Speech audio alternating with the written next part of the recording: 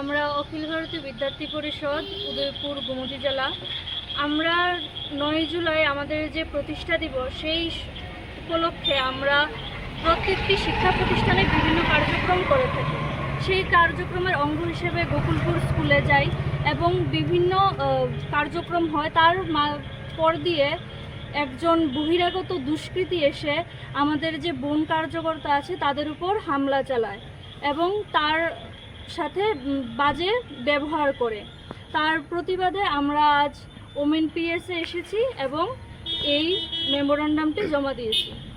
আমরা Arkipur women পিএসের OC ম্যামের সাথে কথা বলা হয়েছে, আমরা মেমোরেন্ডাম সাবমিট হয়েছে।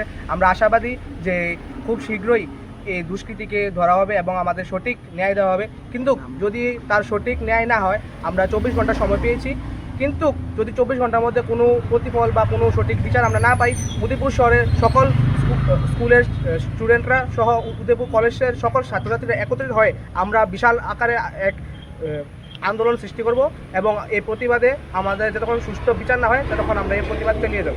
ধন্যবাদ।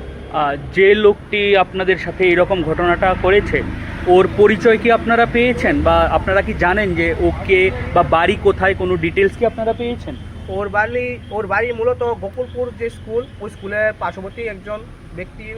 আমরা ওনার সাথে ব্যক্তিগতভাবে কোনো কথা হয়নি, কিন্তু আমরা এই বিষয়টা নিয়ে বিভিন্ন বিষয়ে আলোচনা হয়েছে। এখন আরকিপুর মহিলা পিএসে তো ম্যাডাম আমাদের আশ্বাস দিয়েছে যে 24 ঘন্টার মধ্যে আমরা একটা সুষ্ঠু বিচার পাবো। ওর নাম বাপন দেবনাথ। ধন্যবাদ।